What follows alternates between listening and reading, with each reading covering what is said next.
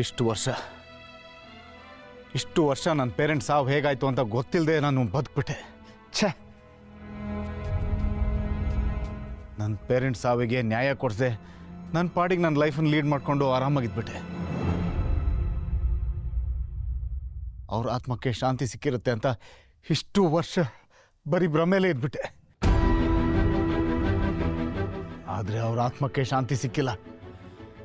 ಇದೆಲ್ಲ ಆಗಿದ್ದು ನಿಮ್ಮಿಂದ ಅಂಕಲ್. ಅಭಿ, ಏನ್ ಮಾತಾಡ್ತಾ ಇದೆಯಾ? ಇಷ್ಟೆಲ್ಲ ಗೊತ್ತಿದ್ರು ನನಗೆ ಯಾಕೆ ಈ ವಿಷಯ ಹೇಳಿಲ್ಲ ಅಂಕಲ್? ಏನಯ್ಯ, ಏನು ಹೇಳ್ಬೇಕಾಯ್ತ? ನನಗೆ ಗೊತ್ತಿರೋ ಅರ್ಧಂಬರ್ಧ ಸತ್ಯನ ನಿನ್ನ ಹತ್ರ ಹೇಳಿ ನಿನ್ನಲ್ಲಿರೋಂಥ ಸುಖ ಸಂತೋಷ ನೆಮ್ಮದಿ ಎಲ್ಲ ಕಿತ್ಕೋಬೇಕಾಯ್ತಾ? ಆ ಕೊಲೆ ಹಿಂದೆ ಯಾರಿದ್ದಾರೆ ಅಂತ ನನಗೆ ಗೊತ್ತಿದ್ದರೆ ಹೇಳಿದರೆ ನೀನು ನಂಬ್ತಾ ಇದ್ದಾನೆ?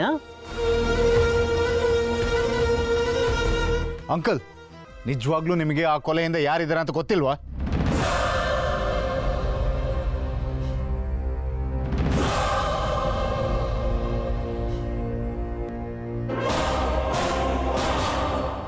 ಅಂಕಲ್, ನಿಜವಾಗ್ಲೂ ನಿಮಗೆ ಆ ಕೊಲೆಯಿಂದ ಯಾರಿದ್ದಾರೆ ಅಂತ ಗೊತ್ತಿಲ್ವಾ?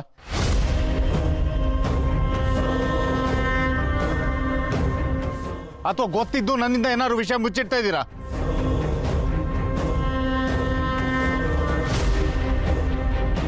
ಹಾಗೇನಾದರೂ ಇದ್ರೆ ನನಗೆ ಈಗಲೇ ಹೇಳ್ಬಿಡಿ. ಮತ್ತೆ ಈ ವಿಷಯನ ಮುಚ್ಚಿಟ್ಟು ನನಗೆ ಬೇಜಾರು ಮಾಡಿಬಿಡಿ. ನಿಜವಾಗ್ಲೂ ನನಗೇನು ಗೊತ್ತಿಲ್ಲ ಕಣಯ್ಯ.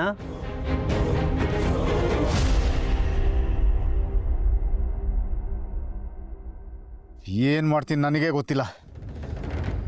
ಆದರೆ ನನ್ನ ಪೇರೆಂಟ್ಸ್ ಅವಿಗೆ ಯಾರೇ ಕಾರಣ ಆಗಿದ್ರು ಅವ್ರನ್ನ ನಾನು ಸುಮ್ಮನೆ ಬಿಡಲ್ಲ. ಅವ್ರನ್ನ ಹುಡುಕ್ತೀನಿ.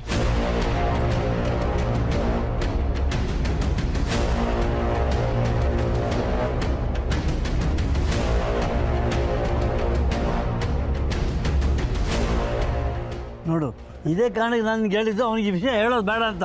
ಎಷ್ಟು ಡಿಸಪಾಯಿಂಟ್ ಆಗಿದ್ದಾನೆ, ಇದು ನಾನು ಕಣ್ಣಾರೆ ನೋಡ್ಬೇಕಾಯ್ತಾ?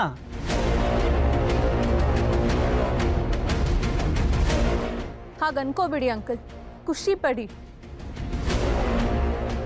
ಇವತ್ತಾದ್ರೂ ಅವ್ರಿಗೆ ಅರ್ಧ ಸತ್ಯ ಗೊತ್ತಾಯ್ತಲ್ಲ, ಅದಕ್ಕಾದ್ರೂ ಖುಷಿ ಪಡಿ. ಶ್ರಾವಣಿ, ನೀವೇನು ಹೇಳಬೇಡಿ. ಅಬ್ಬಿಗೆ ಬೇಜಾರು ಮಾಡ್ಬಿಟ್ಟೆ ಅಂತ ಗಿಲ್ಟ್ ಫೀಲ್ ಮಾಡ್ಕೊಳ್ಳೋ ಅವಶ್ಯಕತೆ ಇಲ್ಲ. ಅವ್ರು ಏನು ಹೇಳಿದ್ರು ಅಂತ ಕೇಳಿಸ್ಕೊಂಡ್ರ? ಅವ್ರು ಯಾರೇ ಆದರೂ ಹುಡುಕ್ತೀನಿ ಅಂತ ಹೇಳಿದ್ರಲ್ವಾ? ಅದು ಸಾಧ್ಯನಾ? ಅದು ಸಾಧ್ಯನ ಹೇಳು. ಆ ಕೊಲೆಗಾರ ಹುಡ್ಕೋದು ಅಷ್ಟು ಸುಲಭ ಅಂತ ಅಂದ್ಕೊಂಡಿದ್ಯಾ ನೀನು? ಅವನಿಗೆ ಅರ್ಧ ಸತ್ಯ ಗೊತ್ತಾಯ್ತು ಅಂತ ಖುಷಿ ಪಡಲ್ಲ ನಾನು, ಇಲ್ಲ ಇನ್ನು ಮುಂದೆ ಅಪಾಯ ಕಟ್ಟಿಟ್ಟು ಬುತ್ತಿ ಅಂತ ದುಃಖ ಪಡಲ್ಲ. ಮುಂದೆ ಅವನು ಏನಾಗ್ಬಿಡ್ತು ಅನ್ನೋ ಟೆನ್ಷನ್ ಒದ್ದಾಡಬೇಕಾಗುತ್ತೆ ನಾನು. ಅಂಕಲ್, ಅವ್ರಿಗೇನೂ ಆಗಲ್ಲ. ನೀನೇನಷ್ಟು ಸುಲಭ ಅಲ್ಲಮ್ಮ ಅದು. ಅವನಷ್ಟೇ ಅಲ್ಲ, ಇವರ್ ಆಲ್ಸೋ ಡೇಂಜರ್ ಪೊಸಿಷನ್. ನಿಮ್ಮಿಬ್ಬರಿಗೂ ಅಪಾಯ ಕಟ್ಟಿಟ್ಟು ಬುತ್ತಿ. ನಿಮ್ಮಿಬ್ಬರು ಸರ್ವಿಕ್ತ ಸುಮ್ಮನೆ ಬಿಟ್ಬಿಡ್ತಾಳೆ ಅಂದ್ಕೊಂಡಿದ್ಯಾ? ಖಂಡಿತ ಇಲ್ಲ. ಅದ್ರ ಬಗ್ಗೆ ನೀವು ಯೋಚನೆ ಮಾಡಬೇಡಿ. ಅವಳಿಂದ ಅಭಿನ ಮುಟ್ಟಕ್ಕಾಗಲ್ಲ. ಅವ್ರಿಗೆ ಮಾತ್ರ ಅಲ್ಲ, ನನ್ನನ್ನು ಏನು ಮಾಡೋಕ್ಕಾಗಲ್ಲ. ನನಗೋಸ್ಕರ ಅಭಿ ಇದ್ದಾರೆ, ಅವ್ರಿಗೋಸ್ಕರ ನಾನಿದ್ದೀನಿ.